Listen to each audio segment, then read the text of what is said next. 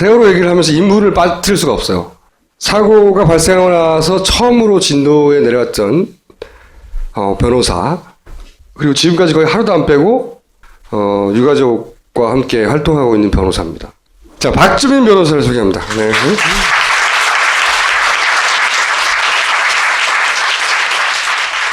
왜 그렇게 맨 처음에 들어가서 지금까지 계속 세월호 관련 돈 받고 하는 것도 아닌데 그 일을 하세요, 지금?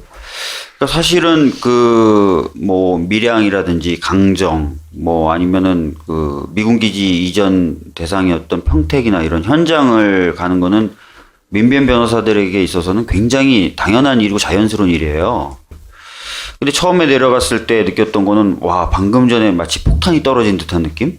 그런 느낌이었고요. 처음 받아보는 그런 느낌이었고, 아버님들이나 어머님들은 굉장히 화가 나 계셨어요. 근데 그런 느낌을 몸으로 이제 받으면서 이분들의 어떤 그런 느낌들을 좀 어떻게든 같이 이제 느끼다 보니까 그런 걸 좀 뭐랄까요, 벗어나게 해드리고 싶다. 좀 뭔가 좀 도움이 되고 싶다. 그리고 그게 아무도 안 도와주니까. 그렇죠. 그리고 그런 상황에서 근데 뭔가를 또 끊임없이 하시려고 하셨어요. 뭐 사회적으로도 문제 제기를 하시고 싶어 하셨었고, 또는 뭔가 국민들하고도 시민들과도 같이 뭔가 하려고 하셨는데 다 처음이시잖아요. 경험이 없으시잖아요. 그러니까 또 도움도 많이 필요했었던 상황이고 해서 굉장히 뭐랄까요, 빨려 들어가는 것처럼. 그러니까 민변 사무실에서도 다 없다고. 어디가 있냐고 그랬더니 아마 안산 아니면 진도 거기 있을걸요? 네. 그렇게 얘기해요. 예. 의혹만 발생하면 유가족들이 박주민 변호사한테 연락합니다. 같이 가자고. 검증해보러 가자고. 박주민 변호사가 과학을 뭘 알아요? 예를 들어서 김 감독님이 그 유가족을 만날 때 처음 만날 때 박주민 변호사를 통했어요. 박주민 변호사한테 지금 우리가 했던 이 재미없는 얘기를 설명했어요. 네. 박주민 변호사는 못 알아듣고. 그렇게 게이트키핑을 계속, 게이트키퍼로 유가족들이 믿는 분이죠. 네. 근데 어쨌든 오늘 꼭 2014년을 정리하면서 미진한 부분이나 해결되지 아직 않은 부분, 혹은 뭐 오해하고 있는 거, 그죠? 네. 그리고 내년에 해야 되는 거, 뭐 이런 걸 한번 정리해 주시겠다고 강의 모드로 전환을 하겠습니다. 네. 오늘 말씀드릴 주제는요, 크게 두 가지입니다. 하나는 진상규명 과제 무엇이 남았는가에 대해서 한번 살펴볼 겁니다. 그리고 다음으로는 이번에 공포됐고 11월 19일 날 공포됐습니다. 그리고 1월 1일부터 시행되는 특별법이 어떤 내용을 담고 있고 어떤 한계를 갖고 있는가, 그래서 우리는 무엇을 해야 되는가에 대해서 좀 얘기를 나눠보려고 해요. 특별법이나 진상규명의 필요성에 대해서 얘기하면 많은 분들이 뭐라고 얘기하시냐면요, 진상규명 이제 다 된 거 아니냐, 뭐 더 할 게 있냐라고 얘기하세요. 그 이유가 뭘까 생각해보면 여러 가지 요인이 있겠지만요, 가장 대표적으로는 국가가 이미 공식적으로 두 번이나 이 세월호 참사의 원인과 문제에 대해서 발표를 했어요. 그러니까 이제 일반 국민들로서는 저런 내용이 또 언론으로 많이 보도되니까 세월호 참사에 대한 진상규명은 다 된 것이다라고 생각하실 수도 있는 거죠. 또는 심지어 법조인들조차도 저 두 개의 국가기관을 뛰어넘는 진상규명이 과연 가능하냐. 아무리 특별법에 따라서 진상조사위원회가 구성된다 하더라도 인적인 자원하고 물적인 재원의 차이가 있는데 저 두 개의 기관이 발표한 내용과 다른 내용을 찾아낼 수가 있겠느냐라는 문제 제기를 많이 하세요. 그래서 과연 진짜 그런가에 대해서 한번 살펴보려고 합니다. 먼저 검찰이 발표한 것을 먼저 보면요, 첫 번째가 뭡니까? 무리한 증톤을 했다. 이 증톤이 뭐냐면, 증톤이라는 게 증개축이에요. 증축을 한 걸 증톤이라고 합니다. 저는 이거 공소장에 있는 내용을 긁어갖고 온 거예요. 자, 무리하게 증개축을 한 거예요. 그 상태에서 과적을 한 겁니다. 그래서 보건성이 현저히 악화된 상태에서 운항하던 중에 조타수가 조타미숙, 실수로 대각도 변침, 10도 이상의 각도로 변침을 해서 배가 기울어졌는데 잘못 고박됐던 화물이 쏠려가지고 배가 일어서지 못하고 그대로 가라앉아 버렸다라는 것이 검찰이 밝힌 세월호 침몰 원인이에요. 자, 근데 이렇게 증명하고 이렇게 주장하는 검찰의 핵심적인 증거는요, 딴 게 아니라 시뮬레이션 결과 보고서예요. 해양 플랜트 연구소에 줘서 받은 시뮬레이션 결과 보고서인데, 이 결과 보고서에 토대로 한 이 결론이 맞으려면 시뮬레이션이 제대로 됐어야 되는 거잖아요. 그죠? 대각도 변침을 하기 직전에 배의 AIS 항적 기록에 대해서 해수부 35초간 없다라고 얘기했죠. 해경은요, 29초간 없다고 얘기했습니다. 일단 국가기관이 AIS 항적 기록의 일부 구간, 그것도 굉장히 중요한 대각도 변침 전의 구간을 안 갖고 있다는 것도 큰 문제인데, 두 개의 국가기관이 안 갖고 있는 시간의 차이가 난다는 것도 좀 심각한 문제겠죠. 그런데 그거 말고도 저희 가족분들이 추가로 밝혀낸 건데, 진도 VTS에는 저장장치가 두 개가 있어서 동일한 데이터가 저장돼야 되는데 다르다는 거예요. 그래서 세월호가 대각도 변침을 하기 전에 어떤 식으로 운항했었는지 모른다는 거죠. 그 다음에 아까 보건성이 약화됐다 그러잖아요. 여러분 오뚜기하고 배가 원리가 비슷해요. 이 얘기도 다 아실 수도 있어요. 왠지 신선감이 떨어지네요, 표정이. 오뚜기가 넘어지면 다시 일어서는 이유가 뭐죠? 예? 무게중심이요. 대단하십니다. 예. 무게중심이 아래쪽에 있다는 얘기잖아요. 예. 근데 한번 생각해 보세요. 증톤을 합니다. 증개축을 해요. 머리를 키우는 거죠. 머리가 커져요. 근데 과죠. 이 머리 위에 더 무거운 걸 실어요. 그럼 무게중심이 어떻게 되겠습니까? 위로 올라가죠. 보건성이 약화된다는 거예요. 그런데 진짜 그런지 보려면 무게중심이 정말 어느 정도였고 어느 정도 상태였는지를 알아야 되는 거잖아요. 여기서 중요한 게 뭡니까? 무게중심에 관련돼서 평형수입니다. 근데 사고 이후에 검찰은 평형수 무게에 대해서 몇 번 발표했습니까? 검찰이 평형수 무게에 대해서 3번 발표합니다. 자, 3번 발표하는데 3번이 다 똑같을까요? 다 다릅니다. 심지어 가장 적었을 때와 가장 많았을 때가 128톤이 차이가 납니다. 근데 시뮬레이션 결과는 다 똑같습니다. 네. 그 다음에 이 화물 무게도 사실은 얼마나 실었는지 검찰은 추정만 할 뿐이에요. 그 다음에 화물 말고도 실는 것들이 있어요. 식품, 연료, 청수라고 알죠? 깨끗한 물. 청수. 이런 거 얼마나 실었는지 전혀 모릅니다. 그렇기 때문에 검찰의 이 시뮬레이션 결과에 따른 침몰 원인 분석이 정확하지 않을 수 있다는 겁니다. 그 다음에 검찰은 해경에 대해서는 1, 2, 3정 정장만 기소를 했어요. 구조를 잘못했다는 이유로. 예. 제가 알기로는 1, 2, 3정 정장은 군대로 치면 중위 계급이에요. 중위에게 모든 책임을 다 준 겁니다. 물론 정장 말고 또 한 사람 기소당한 사람이 있습니다. 누굴까요? 그쵸? 이걸 아시면 여기 계시면 안 돼요. 해경 차장이 기소가 됐어요. 차장은 뭐냐면 청장 바로 아래인 넘버 2예요. 근데 이 차장은 구조를 잘못했다고 기소된 게 아니라 구조를 빨리 하기 위해서 언딘 리베로라는 이 바지선이 수리가 다 안 끝났는데 내보내라고 압력을 행사했다는 거예요. 왜? 구조를 빨리 해야 되니까. 예. 그러니까 구조를 잘 못했다라는 이유로는 사실상은 1, 2, 3정 정장만 책임을 지운 겁니다. 근데 우리는 다 알죠. 과연 이 1, 2, 3정 정장만 책임이 있는지. 자, 참사 초기에 이 탑승한 승객이 몇 명인지 해경은 알았어요.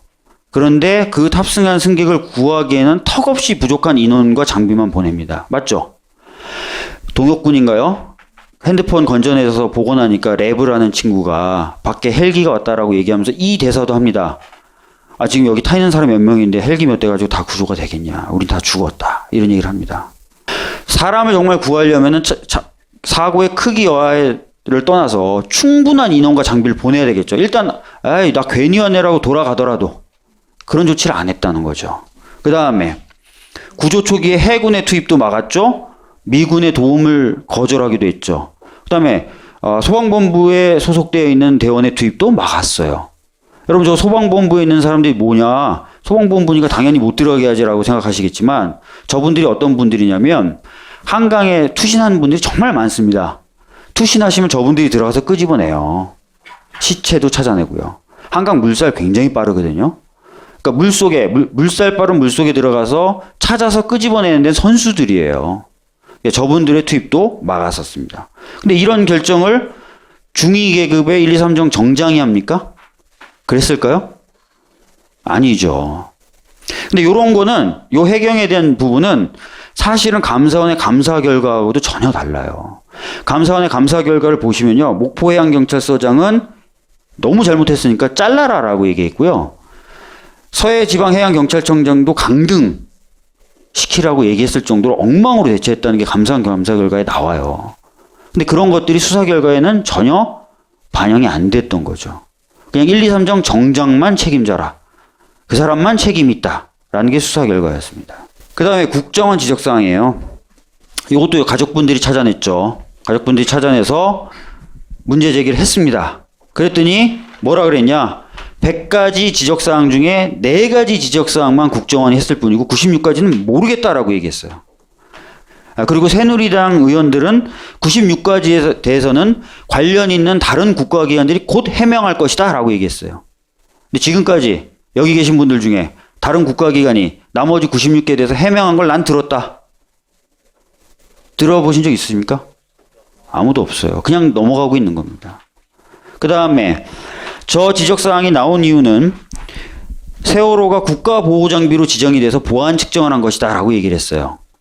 근데 여러분 다 아시죠? 2,000톤이 넘는 선박 모두가 국가보호장비로 지정이 돼 있지만 국정원에 대해서 직접 보고 의무를 가지는 배는 몇 척이다? 예, 대단하십니다. 한 척이죠. 세월호 한 척이에요. 그 이유에 대해서 국정원은 해명을 하고 있습니까? 국정원은 자기도 왜 이렇게 되는지 모르겠다고 하고 있습니다. 근데 여러분 혹시 이런 거 아세요? 최근에 보도된 내용이에요. 양우공제라고 있습니다. 이건 의혹이에요. 양우공제가 뭘까요? 공제회. 보통 공무원들이 무슨 공제회 이런 거 많이 합니다. 뭐죠? 보통 공제회는 전직 직원들이 가가지고 상조 비슷하게 돈을 걷어서 그걸 안정적으로 운영을 하면서 뭔가 도움을 주기도 하고 챙기는데요. 근데 양우공제회라는 게 있대요. 국정원에는. 근데 이 양우공제회가 골프장도 운영을 하고 선박에도 투자했었던 사실이 있다는 거 아십니까? 근데 이 양우공제가 전직 국정원 직원들로 이루어진 게 아니라 현직 국정원 직원들로 이루어졌다는 거 아십니까? 현직 국정원 직원, 특히 기조실장이 이사장을 맡고 있습니다. 의심이 들죠, 그죠? 그 꼼꼼한 지적사항, 냉장고가 약간 불량하다. 이 화장실에 실리콘이 잘 안 붙어 있네. 야, 이래가지고 어떻게 손님 접대하겠어? 이 지적사항이 혹시나 이런 생각이 드는 겁니다. 특히 골프장 같은 거 운영하는 양태를 보면요, 굉장히 비밀스러워요.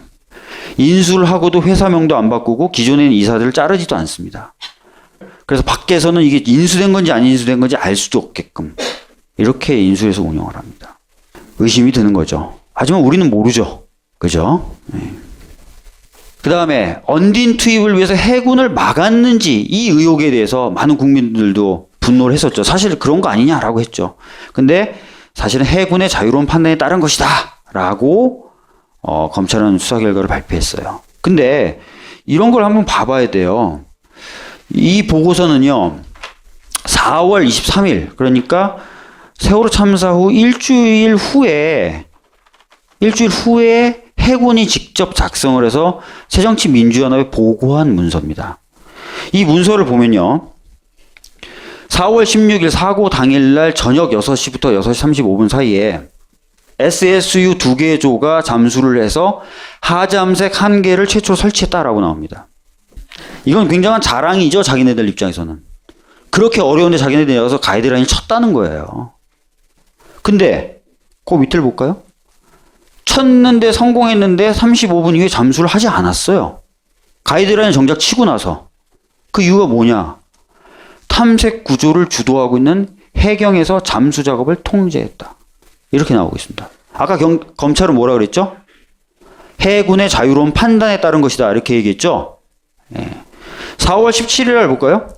다음 날 오전 정조 시간대 SSU하고 UDT가 잠수 준비를 마치고 현장에 대기하고 있었어요.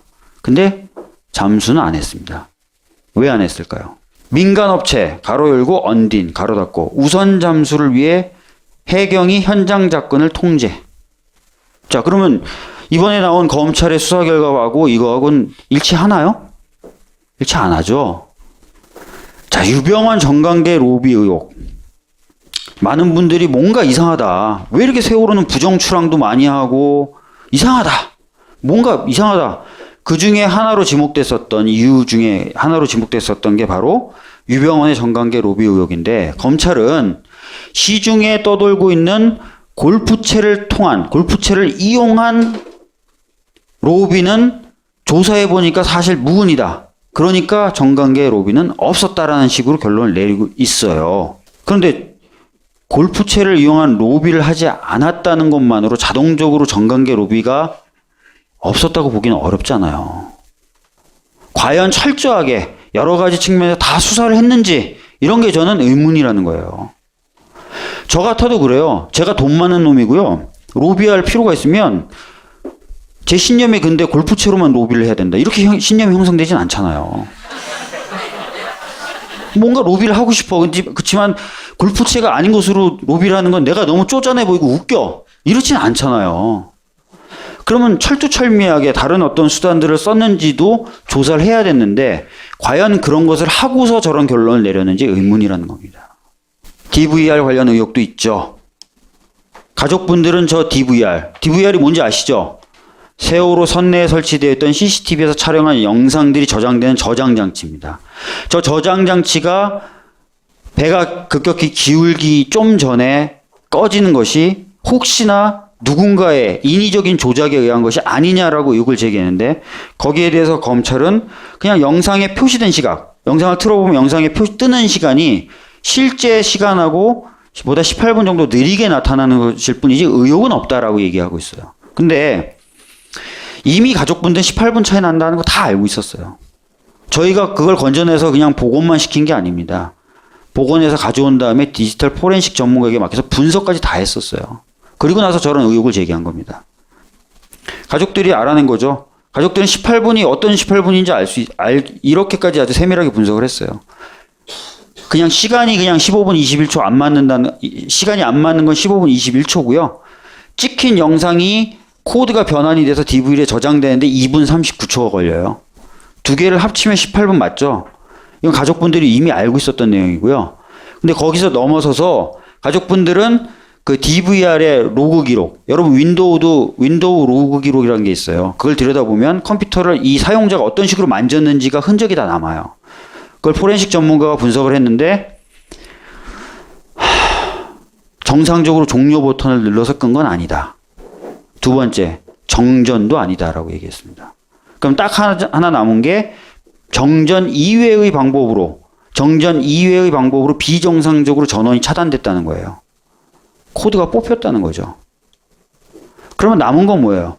코드가 인위적으로 뽑힌 거냐, 자연적으로 뭔가 기울어지면서 넘어지면서 빠진 거냐, 두 가지가 남았는데 거기에 대해서 검찰은 전혀 수사하지 않고 시간 차이가 나니까 모든 의혹은 끝이다라고만 얘기를 하고 있어요.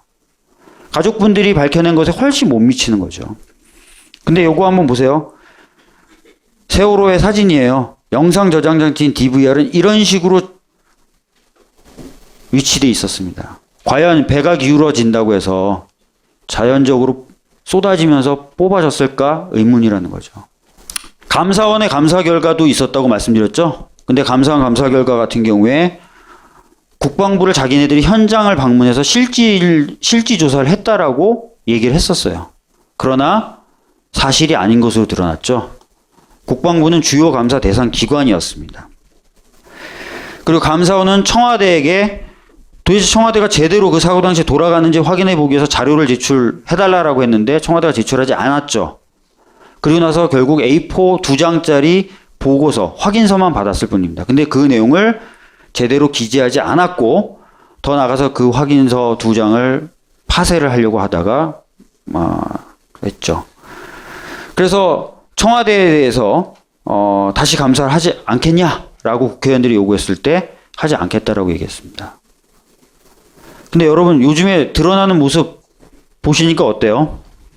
조홍천이라는 이분이 4월 15일 날 민정수석한테 불려가죠. 그래서 너 나가라라는 말을 들었다는 거잖아요. 그때 본인의 말에 따르면 저 때가 어떤 때라는 거죠? 4월 16일 세월호 참사가 있었던 거고요. 4월 15일 날 저렇게 저 사람의 말이 맞다면 청와대 내부에 굉장한 권력 암투가 있었다는 거죠. 막 혼란스럽고 암투를 벌이고 있는 그런 상황이 아니었을까. 저는 지금 요즘에 나오는 어떤 이야기들 보고 그렇게 생각을 해보는 겁니다. 진짜 그리고 그런 암투 속에 있었다면 세월호 참사가 귀에 눈에 들어왔을까요? 당장 쟤 잘라라, 못 자른다, 네가 왜 못 잘리냐 막 하면서 막 서로 막 치고받고 막 그죠? 물론 보도된 내용에 따르지만 사실인지 아닌지 확인돼 봐야 되겠지만 뭐 박지만 씨를 미행을 하고 막 그거 관련돼서 막 저렇게 문제 제기가 되고 막 완전히 아수라장이었을 것 같은 분위기. 사실이라면. 그 속에서 과연 세월호 참사가 저 권력자들의 눈과 귀에는 제대로 들어왔겠냐 이거예요. 내가 지금 죽고 살고 하는 판인데. 그래서 감사원이 청와대에 대해 감사를 제대로 하지 않았다, 못했다 라는 것은 감사를 거의 안 했다는 것과 마찬가지다. 그래서 결론을 좀 말씀드리면 감사원의 어떤 감사 결과, 검찰의 수사 결과 모두 다 진실을 규명했다고 보기는 어렵다라고 저는 본다는 겁니다. 특히 최근에 국정감사 때 크게 이슈가 됐던 게 뭐예요? 세월호를 사는데 산업은행에서 대출해 준 거. 어떻게 이렇게 부실하게 대출이 이루어질 수 있냐? 배를 실물로 보지 않았을 뿐만 아니라 감정평가서가 나오기도 전에 대출을 해주는 거. 이게 산업은행이 원래 했던 관행과 맞지도 않을 뿐만 아니라 너무 문제 많은 대출이 아닌가? 왜 이런 대출이 가능했는가? 이런 문제가 또 이야기가 됐었죠. 근데 그 부분에 대해서는 감사원도 검찰도 아무런 조사와 수사를 하지 않고 있다라는 거예요. 그래서 세월호에 관련돼서 두 가지 국가기관이 공적인 진상규명 결과를 내놨지만 적어도 제가 보기에는 제대로 된 진상규명이 이루어진 건 아니다. 오히려 저런 부분들을 보다 철저히 더 살펴볼 필요가 있다. 그런 느낌을 가지고 있다는 것입니다. 여기까지가 제가 말씀드리고 싶었던 첫 번째 진상규명 남은 과제, 진상규명 지금까지 제대로 됐다고 볼 수 있는가에 대한 부분이었고요. 두 번째로는 그럼 이것을 밝히기 위해서 힘들게 얻어낸 우리 특별법이라는 것이 정말 그런 내용들을 갖고 있나 좀 보도록 하겠습니다. 보통 그 특별법이라고 하는 단어 내에는 크게 보면 사실상 두 가지 내용이 포함되어 있어요.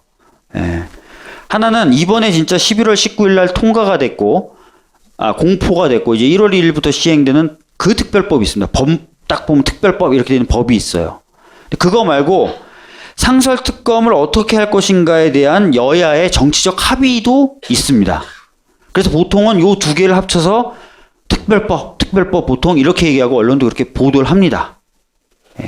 근데 이 협의의 특별법, 이번에 통과됐고 내년에 시행되는 이 특별법은 특별조사위원회를 어떻게 만들고 그걸 통해서 조사를 어떻게 하느냐의 내용을 담고 있고요. 수사와 기소에 대해서는 상설특검법을 이용하기 때문에 그 상설특검법을 어떤 식으로 운영할 것인가에 대한 여야의 합의서, 이렇게 이제 구성이 되어 있다고 보시면 됩니다. 광의의 특별법은. 원래대로라면 저런 구분은 필요 없어요. 여기서 원래대로라는 건 가족분들의 요구에 따를 경우를 말씀드리는 겁니다. 지금 저 합의에 따라서도 수사권, 기소권을 줬다고 정치권들은 얘기해요. 특검을 통해서 수사권과 기소권을 준 거다라고 얘기합니다. 가족분들 입장에서 얘기했던 거와 근데 차이는 뭐냐면 가족분들은 조사위원회가 구성이 되면 그 조사위원회 위원 중에 한 사람에게 수사권과 기소권을 주는 방식으로 하는 거예요. 근데 저건 어떻게 돼 있죠? 찢어져 있죠. 하나는 조사를 담당하는 특위, 수사와 기소를 담당하는 상설특검, 이런 식으로 찢어 놓은 거예요. 두 개를. 요 하나에 다 들어갈 걸 이렇게 쪼개 놓은 겁니다. 그래서 협의회 특별법과 상설특검법에 대한 정치적 합의라는 두 가지가 나눠져서 만들어지게 된 거예요. 예. 수사권과 기소권을 이 위원 중에 한 사람에게 주겠다라는 것은 여당뿐만 아니라 야당도 거부한 아이디어입니다. 새정치민주연합도 처음부터 저건 못 받겠다라고 얘기했어요. 왜일까요? 이렇게 되면은 국회가 여당이나 야당이나 누가 특검이 되느냐, 사실상 이것도 특검이거든요. 누가 검사가 되느냐, 누가 특검이 되느냐에 대해서 전혀 영향력을 행사할 수가 없어요. 야당으로부터도 독립된 특검입니다. 이렇게 되면은. 예. 근데 저렇게 가는 순간 여당과 야당이 영향력을 행사할 수 있죠. 누가 검사가 되느냐에 대해서. 그런 것이 있지 않았을까? 저 혼자 한번 생각을 해봅니다. 자, 그래서 먼저 협의회 그 특별법에 대해서 먼저 살펴보도록 하겠습니다. 아까 말씀드렸죠? 협의회 특별법은 조사를 담당할 위원회를 만들고 그 위원회를 통해서 조사를 하는 거다. 이렇게 말씀드렸죠? 자, 이 얘기 계속 나오니까 이거 정리하고 가죠. 여러분, 조사와 수사의 차이가 뭡니까? 특정한 범죄 혐의를 전제로 사실관계를 파악하는 걸 수사라고 합니다. 특정한 범죄 혐의를 전제하지 않고 사실관계가 어떻게 되는지 알아보는 것을 조사라고 합니다. 통상. 그래서 국정수사라고 안 하고 국정조사라고 합니다. 위원회라는 걸 만든다. 그리고 그 위원회가 조사를 하는 거다까지 말씀드렸습니다. 그리고 조사와 구분되는 수사, 그리고 수사 결과에 따라서 기소는 현재 법체계에서는 상설특검법을 이용하는 식으로 됐다까지는 말씀드렸어요. 자, 조사를 하는데 위원회를 만든다고 했습니다. 위원회라는 게 뭐죠? 위원들로 구성된 회의체를 위원회라고 그러죠. 이 법도 이해하려면 위원을 몇 명, 그리고 각 위원들을 누가 추천하느냐가 굉장히 중요합니다. 이 법에 따르면요, 17명의 위원을 뽑아서 그 17명의 위원회를 만드는 것으로 되어 있습니다. 그리고 17명의 위원을 각각 어떻게 추천하냐면 여당이 5명, 야당이 5명, 대법원이 2명, 대한변협이 2명, 가족이 3명 추천해서 17명을 만드는 것으로 했어요. 그리고 각 추천 주체마다 추천하는 사람들 중에 1명씩은 상임으로, 나머지는 다 비상임으로 하는 것으로 했습니다. 여러분, 상임이 뭔지는 다 아시죠? 상임이라는 것은 저게 직업인 거예요. 출근을 저기로 하고 퇴근을 거기서 합니다. 비상임은요, 회의 있을 때만 옵니다. 네. 당연히 누가 주도를 하죠? 상임이 주도합니다. 상임과 그 상임을 도와주는 사무처가 위원회를 주도합니다. 가족 추천 상임위원은 어떤 식으로 뽑냐면 희생자 총회라는 것을 통해서 뽑게 되어 있습니다. 여러분, 세월호에 탑승해 있던 사람들 중에 몇 분이 사망하거나 실종됐죠? 304명이 사망 및 실종을 하셨습니다. 예. 그 304명에게 한 표씩을 준다고 가정을 하는 거예요. 근데 돌아가셨거나 실종됐기 때문에 그분들의 가족이 그 표를 가지고 와서 쓰는 겁니다. 총 304표로 구성되어 있는 희생자 가족 대표자 회의를 열어서 거기에 참석한 사람의 3분의 2 이상이 출석을 해야 되고요. 304표 중에 출석한 사람들 중에 3분의 2 이상이 결의를 해야만 위원으로 올라갑니다. 그래서 12월 6일 날 저 절차를 밟았고요. 그래서 이석태, 장환익, 이호중 이렇게 세 분이 가족추천위원으로 올라갔습니다. 아까 상임위원이 굉장히 중요하다 그랬죠. 상임위원 5명이 어떤 역할을 맡는지를 보면은 이 위원회를 이해할 수 있습니다. 먼저 위원장은 누가 한다고요? 예, 가족이 추천한 상임위원이 하게 되어 있습니다. 부위원장 겸 사무처장은요, 예, 여당 추천 상임위원이 하도록 되어 있습니다. 그 다음에 밑에 소위원회가 3개가 건설되는데요. 1소위원회는 진상규명소위원회, 2소위원회가 안전사회소위원회, 3소위원회가 지원소위원회입니다. 여러분, 원래 이 안전소위원회가 여당이나 야당의 구상에는 없었어요. 가족분들이 넣어달라고 싸우신 겁니다. 가족분들은 안전한 대한민국, 안전한 사회 계속 외치셨잖아요. 그것을 위해서 안전사회 소위원회를 만들어달라고 하신 거고, 그 결과 법에 반영이 돼서 소위원회가 만들어지게 돼 있어요. 그리고 이 안전사회 소위원회에서는 각종 법령, 시설들을 점검해서 권고를 하게 돼 있고요. 그 권고에 정부가 따르지 않을 경우에는 따르지 않는 사람에 대해서 징계를 요구할 수 있게끔 돼 있어요. 예. 가족분들은 뻥치시지 않습니다. 가족분들 안전한 사회 만들기 위해서 노력을 하시고 계세요. 제1소위원회 소위원장은 야당이 추천한 상임위원이 하게 되어 있습니다. 자, 그러면 대법원과 대한변협이 추천한 상임위원 2명이 남아있죠. 그 사람들이 각각 2, 3소위원회의 위원장으로, 소위원장으로 들어가게 됩니다. 그럼 5명 다 됐죠? 그죠? 하나, 둘, 셋, 넷, 5명 다 됐습니다. 그리고 5명의 상임위원을 뺀 나머지 12명의 위원들이 각 소위원회의 위원으로 참가하는 것입니다. 그럼 17명 배치가 끝났어요. 이렇게 짜집니다. 근데 사실 17명 가지고 일을 하는 건 아니잖아요. 예.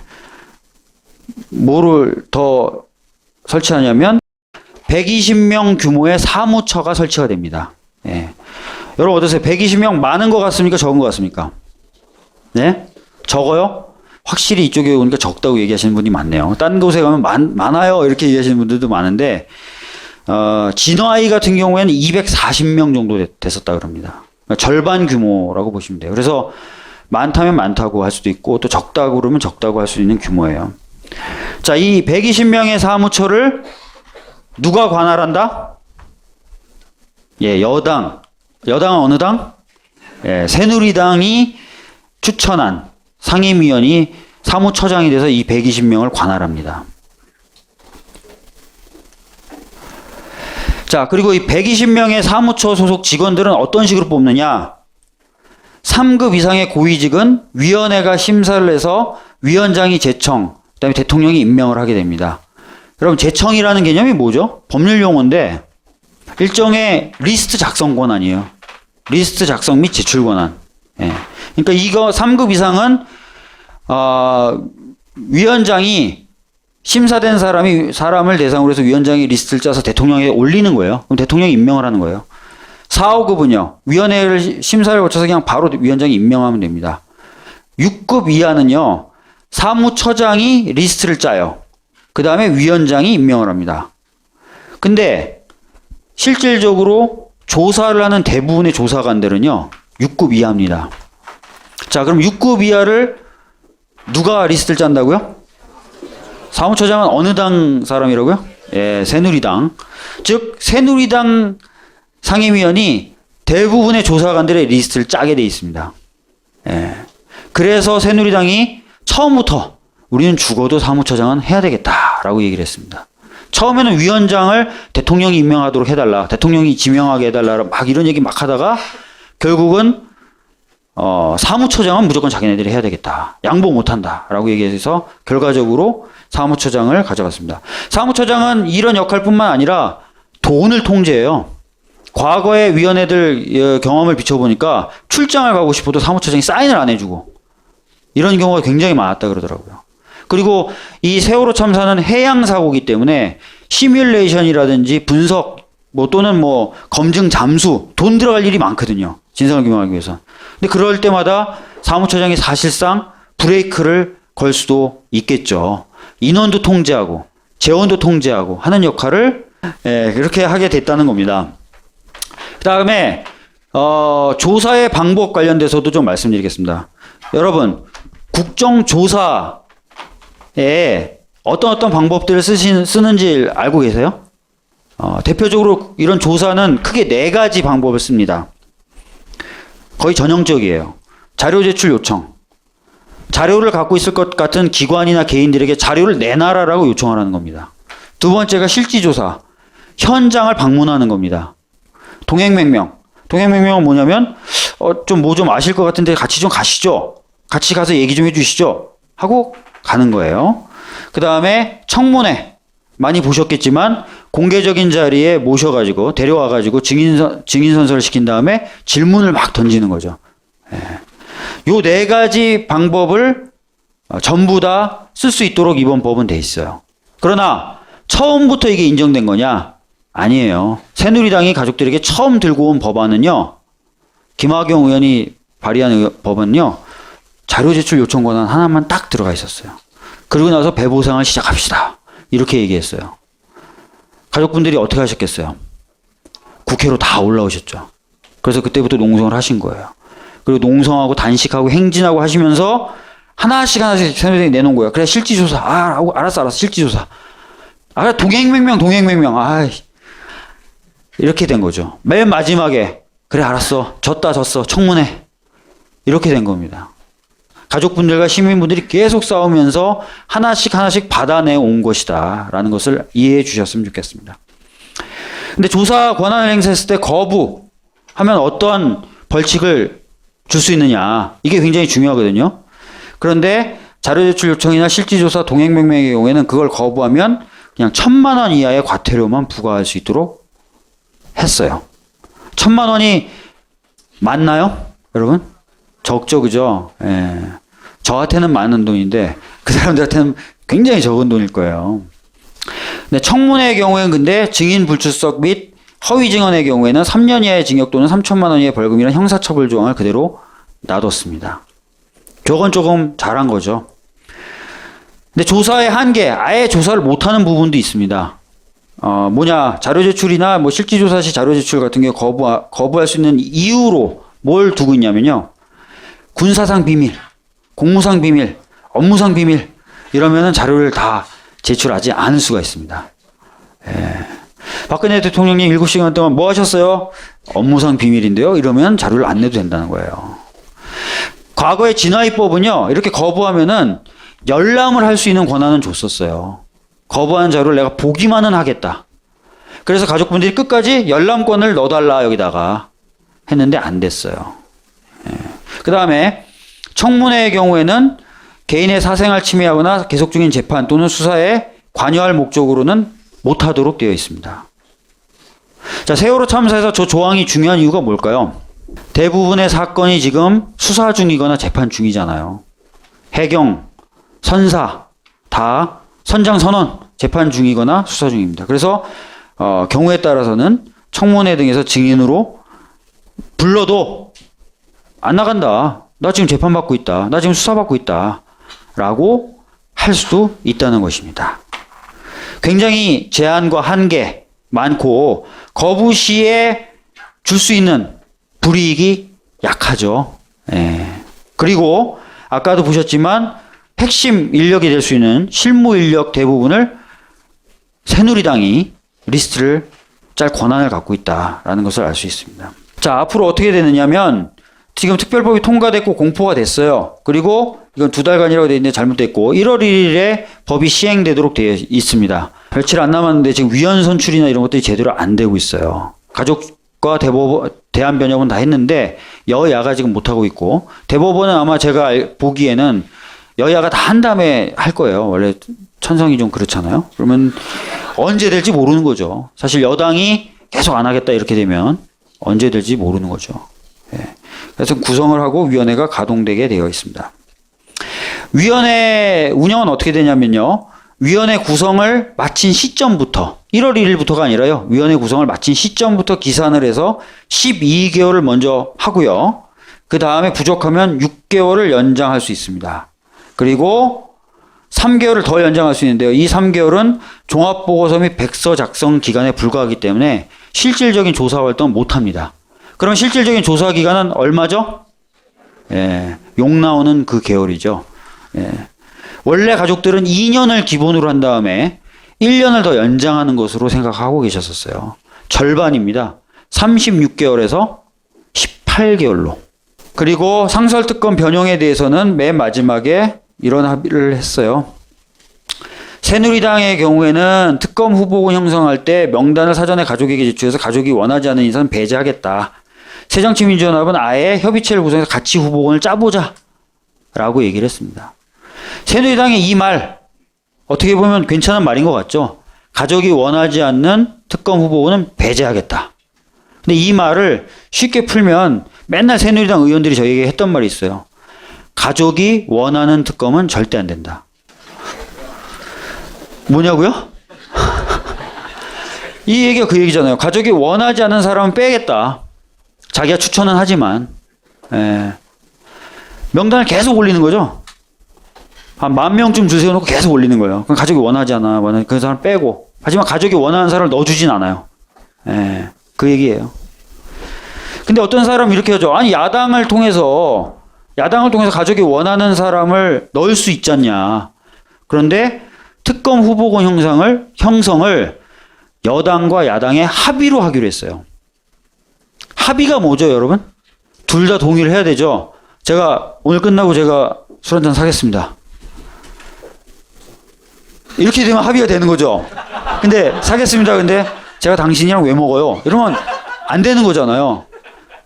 뜻이 합치돼야만 술을 먹으러 갈 수 있는데 한쪽이 계속 거부를 하면 못 가는 거예요. 그죠? 결국은 그러면 무슨 얘기냐? 새누리당이 원하지 않는 특검 후보가 될 수 있다 없다? 없다. 새누리당이 원하지 않는 특검 후보는 특검 후보군에 들어갈 수 없다. 이게 최종적 합의의 내용입니다. 사실상. 결국은 그래서 이렇게 될 거예요. 여당 성향이 강한 사람. 이거는 가족들이 안 된다고 뺄 거고. 야당 성향이 강하거나 진짜 진상규명에 강한 의지가 있는 사람. 이건 여당이 빼겠죠. 그러면 가운데 있는 사람. 정말 무색무취한 분들. 인생을 굉장히 평탄하게 살아오신 분들. 김어준 총수와는 정반대의 삶을 살아온 사람들. 이런 분들만 남겠죠. 물론 이런 분들이 특검 후보가 된 다음에 갑자기 짜잔! 난 이것을 위해서 20년 동안 참아왔어. 이제부터 진상규명 제대로 한번 시작해보자. 이렇게 하실 수도 있겠지만 그럴 가능성은 거의 없다. 결과적으로 굉장히 제가 평가할 때는 여당에게 큰 안전판을 제공해 준 것이다. 예. 종합을 해볼게요. 진상규명 과제 아까 보셨지만 검찰이 발표한 것 그리고 감사원의 감사 결과가 있었지만 제대로 왠지 안 된 것 같다. 남은 거 많은 것 같다. 그래서 뭔가 더 해야 된다. 근데 특별법을 딱 펼쳐서 보니까 조사관도 왠지 어느 당? 새누리당. 그 다음에 뭐 특검도 보니까 여당과 청와대를 수사할 것 같은 사람들은 아예 군에도 못 들어올 것 같고. 그죠? 우리가 들고 있는 무기는 적은데 그리고 밝혀야 될 건 많은데 참 답답하다라는 게 현재 상황이라는 거예요. 그래서 가족분들은 특별법이 통과됐고 특별법을 통해서 뭔가 진상규명이 이루어질 수도 있지만 계속해서 감시하고 비판하겠다. 외부에서 독자적인 진상규명 활동을 계속하겠다라고 얘기를 하시는 겁니다. 요즘에는 참 많이 하시는 말씀인데 힘들고 피곤하시겠지만 국민 여러분 끝까지 관심을 가져주십시오. 더 가야 됩니다라는 말씀을 많이 하시는 겁니다. 예. 여러분들에게는 지겹고 괴로운 시간이었을 것 같습니다. 감사하다는 말씀 좀 드리겠습니다. 감사합니다.